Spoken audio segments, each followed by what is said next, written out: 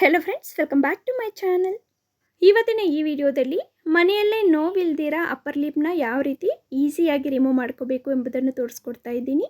ಇಲ್ಲಿ ನಾನು ತೋರಿಸ್ತಾ ಇರೋದು ಬಂದ್ಬಿಟ್ಟು ಬೀನ್ ವ್ಯಾಕ್ಸ್ ಅಂತ. ಈ ಬೀನ್ ವ್ಯಾಕ್ಸನ್ನು ಅಪ್ಲೈ ಮಾಡಿಕೊಂಡು ನಾನು ಅಪ್ಪರ್ ಲಿಪ್ನ ರಿಮೂವ್ ಮಾಡ್ತಾ ಇದ್ದೀನಿ. ನಾವು ಮನೆಯಲ್ಲೇ ಐಬ್ರೋಸ್, ಅಪ್ಪರ್ ಲಿಪ್ ಇಲ್ಲ ಬೇಡದೇ ಇರುವಂತಹ ಏರ್ಸನ್ನು ರಿಮೂವ್ ಮಾಡಲು ಇಲ್ಲಿ ತೋರಿಸುವಂತಹ ಕೆಲವು ಸಾಮಗ್ರಿಗಳು ಬೇಕಾಗುತ್ತೆ. ಇದು ಬಂದ್ಬಿಟ್ಟು ಬೀನ್ ವ್ಯಾಕ್ಸ್ ಅಂತ. ಈ ಬೀನ್ ವ್ಯಾಕ್ಸನ್ನು ಉಪಯೋಗಿಸಿ ನಾವು ಏರ್ಸನ್ನು ರಿಮೂವ್ ಮಾಡೋದ್ರಿಂದ ಅಷ್ಟು ಪೇಯ್ನ್ ಇರಲ್ಲ. ಇಲ್ಲಿ ನಾನು ವೆಟ್ ಫೇಶಿಯಲ್ ವೈಪ್ಸ್ನ ತಗೊಂಡಿದ್ದೀನಿ. ಈ ವೈಪ್ಸ್ನ ಉಪಯೋಗಿಸೋದ್ರಿಂದ ನಮ್ಮ ಮುಖದಲ್ಲಿ ಸ್ವೆಟ್ಟನ್ನು ಅವಾಯ್ಡ್ ಮಾಡ್ಬೋದು. ಬೇಕಾದರೆ ನಾವು ಡ್ರೈ ಟಿಶ್ಯೂನ್ ಬೇಕಾದರೂ ಉಪಯೋಗಿಸ್ಬೋದು. ಈ ವ್ಯಾಕ್ಸನ್ನು ಅಪ್ಲೈ ಮಾಡಲು ಐಸ್ ಕ್ರೀಮ್ ಸ್ಟಿಕ್ ಬೇಕಾಗುತ್ತೆ. ಸೊ ಇಲ್ಲಿ ನಾನು ಐಸ್ ಕ್ರೀಮ್ ಸ್ಟಿಕ್ಸ್ನ ತಗೊಂಡಿದ್ದೀನಿ. ಈ ಥರ ವ್ಯಾಕ್ಸ್ ಮಿಷನ್ ಬೇಕಾಗುತ್ತೆ.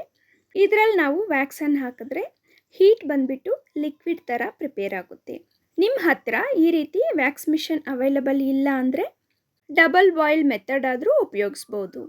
ಅಂದರೆ ಸ್ಟವ್ ಮೇಲೆ ಒಂದು ಪಾತ್ರೆ ಇಟ್ಕೊಂಡು ಆ ಪಾತ್ರೆ ಜಾಸ್ತಿ ಹೀಟ್ ಬಂದ ಮೇಲೆ ಇನ್ನೊಂದು ಪಾತ್ರೆ ಇಟ್ಬಿಟ್ಟು ಅದರಲ್ಲಿ ವ್ಯಾಕ್ಸ್ ಹಾಕಿದ್ರೆ ವ್ಯಾಕ್ಸ್ ಕರಗುತ್ತೆ. ವ್ಯಾಕ್ಸ್ ಮಿಷನಲ್ಲಿ ಸ್ವಲ್ಪನೂ ತೇವ ಇಲ್ದಿರ ನೀಟಾಗಿ ವೈಪ್ ಮಾಡ್ಕೊಳ್ಳಿ. ನಂತರ ವ್ಯಾಕ್ಸನ್ನು ಸೇರಿಸ್ಕೊಂಡು ಕರಗಿಸ್ಕೋಬೇಕು. ಈ ರೀತಿ ವ್ಯಾಕ್ಸ್ ಬೀಜಗಳನ್ನು ಸೇರಿಸಾದ್ಮೇಲೆ ಪ್ಲಗ್ ಇನ್ ಮಾಡಿಬಿಟ್ಟು ಈ ರೀತಿ ಆನ್ ಮಾಡ್ಕೊಳ್ಳಿ. ಇಲ್ಲಿ ನಾನು ಅಪ್ಪರ್ ಲಿಪ್ ಮಾತ್ರ ಮಾಡ್ತಾ ಇರೋದ್ರಿಂದ 1 ಟೇಬಲ್ ಸ್ಪೂನಷ್ಟು ವ್ಯಾಕ್ಸ್ ಮಾತ್ರ ಕರಗಿಸ್ಕೊತಾ ಇದ್ದೀನಿ. ನೋಡಿ ಫ್ರೆಂಡ್ಸ್, ಈ ರೀತಿ ಎಲ್ಲ ನೀಟಾಗಿ ಮೆಲ್ಟ್ ಆದಮೇಲೆ ಸ್ವಿಚ್ ಆಫ್ ಮಾಡಿ.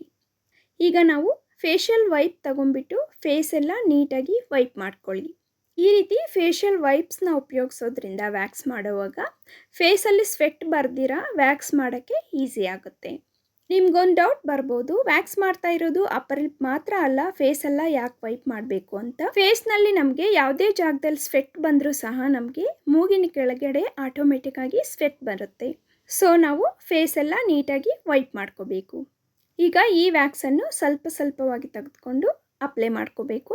ಫೇಸಲ್ಲಿ ಜಾಸ್ತಿ ಸ್ವೆಟ್ ಬರೋ ಅಂಥವ್ರು ಸ್ವಲ್ಪ ಪೌಡರನ್ನು ಅಪ್ಲೈ ಮಾಡಿಬಿಟ್ಟು ಆಮೇಲೆ ವ್ಯಾಕ್ಸನ್ನು ಅಪ್ಲೈ ಮಾಡಿ. ಜಾಸ್ತಿ ಹಾಟಾಗಿದ್ದಾಗ ಅಪ್ಲೈ ಮಾಡಬೇಡಿ. ಬಾಯಲ್ಲಿ ಸ್ವಲ್ಪ ಗಾಳಿಯಲ್ಲಿ ತಣ್ಣಗೆ ಮಾಡಿಕೊಂಡು ಈ ರೀತಿ ಅಪ್ಲೈ ಮಾಡ್ಕೊಳ್ಳಿ. ಈ ವ್ಯಾಕ್ಸನ್ನು ಉಪಯೋಗಿಸೋದ್ರಿಂದ ನಮಗೆ ಯಾವುದೇ ರೀತಿಯ ರ್ಯಾಷಸ್ ಬರೋದಿಲ್ಲ. ಸ್ಕಿನ್ ಸಹ ತುಂಬ ಗ್ಲೋಯಿಂಗ್ ಆಗಿರುತ್ತೆ. ಈ ರೀತಿ ಅಪ್ಪರ್ ಲಿಪ್ ಫುಲ್ ನೀಟಾಗಿ ಅಪ್ಲೈ ಮಾಡ್ಕೊಂಬಿಡಿ. ಸಾಮಾನ್ಯವಾಗಿ ತುಂಬ ಜನ ಅಪ್ಪರ್ ಲಿಪ್ ರಿಮೂವ್ ಮಾಡಲು ಥ್ರೆಡ್ಡಿಂಗನ್ನು ಉಪಯೋಗಿಸ್ತಾರೆ. ಥ್ರೆಡ್ಡನ್ನು ಉಪಯೋಗಿಸೋದ್ರಿಂದ ಕೆಲವರಿಗೆ ರ್ಯಾಷಸ್ ಬರುತ್ತೆ, ಸ್ಕಿನ್ ಡ್ಯಾಮೇಜ್ ಮತ್ತು ಸ್ಕಿನ್ ತನ್ನ ಗ್ಲೋನೆಸ್ಸನ್ನು ಕಳೆದುಕೊಳ್ಳುತ್ತೆ. ಈ ರೀತಿ ನಾವು ಮನೆಯಲ್ಲೇ ವ್ಯಾಕ್ಸ್ ಮಾಡ್ಕೊಳ್ಳೋದ್ರಿಂದ ನಮ್ಮ ಸ್ಕಿನ್ ಗ್ಲೋ ಆಗುತ್ತೆ, ನಮ್ಮ ಟೈಮ್ ಸಹ ಸೇವ್ ಆಗುತ್ತೆ.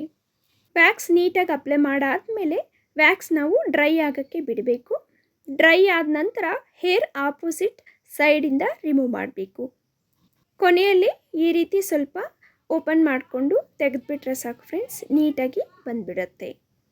ಈ ಥರ ವ್ಯಾಕ್ಸನ್ನು ಉಪಯೋಗಿಸೋದ್ರಿಂದ ನಮಗೆ ಹೇರ್ ಸಹ ಬೇಗ ಗ್ರೋತ್ ಆಗಲ್ಲ, ನೀಟಾಗಿ ಒಂದು ಹೇರನ್ನು ಇಲ್ದಿರ ರಿಮೂವ್ ಆಗುತ್ತೆ. ವ್ಯಾಕ್ಸ್ ರಿಮೂವ್ ಮಾಡಾದಮೇಲೆ ಸ್ವಲ್ಪವಾಗಿ ಉಳಿದಿರುತ್ತಲ್ಲ, ಆ ವ್ಯಾಕ್ಸ್ ಸಹ ನಾವು ಕೊಬ್ಬರಿ ಎಣ್ಣೆನ ಹಚ್ಬಿಟ್ರೆ ನೀಟಾಗಿ ರಿಮೂವ್ ಆಗೋಗುತ್ತೆ. ಜಾಸ್ತಿ ಡ್ರೈ ಸ್ಕಿನ್ ಇರುವಂಥವ್ರು ವ್ಯಾಕ್ಸ್ ಮಾಡಿ ಆದಮೇಲೆ ಸ್ವಲ್ಪ ಕೊಬ್ಬರಿ ಎಣ್ಣೆನ ಹಚ್ಚಿರಿ. ನಂದು ಆಯಿಲಿ ಸ್ಕಿನ್ ಆಗಿರೋದ್ರಿಂದ ನಾನು ಫೇಶಿಯಲ್ ವೈಪ್ನೇ ಉಪಯೋಗಿಸ್ಕೊಂಡು ನೀಟಾಗಿ ಒರೆಸ್ಕೊತಾ ಇದ್ದೀನಿ. ಇಷ್ಟೇ ಫ್ರೆಂಡ್ಸ್, ನೋಡಿದ್ರಲ್ಲ ಮನೆಯಲ್ಲೇ ಎಷ್ಟು ಈಸಿಯಾಗಿ ಅಪ್ಪರ್ ಲಿಪ್ನ ರಿಮೂವ್ ಮಾಡ್ಬೋದು. ಈ ವಿಡಿಯೋ ಇಷ್ಟ ಆದಲ್ಲಿ ಪ್ಲೀಸ್ ಒಂದು ಲೈಕ್ ಕೊಡಿ. ನಿಮ್ಮ ಫ್ರೆಂಡ್ಸ್ ಹಾಗೆ ಫ್ಯಾಮಿಲಿ ಮೆಂಬರ್ಸ್ ಜೊತೆ ಶೇರ್ ಮಾಡ್ಕೊಳ್ಳಿ. ಇಂತಹ ಈಸಿ ಟಿಪ್ಸ್ಗೋಸ್ಕರ ಪ್ಲೀಸ್ ನಮ್ಮ ಚಾನಲನ್ನು ಸಬ್ಸ್ಕ್ರೈಬ್ ಮಾಡ್ಕೊಳ್ಳಿ. Thank you for watching and have a great day.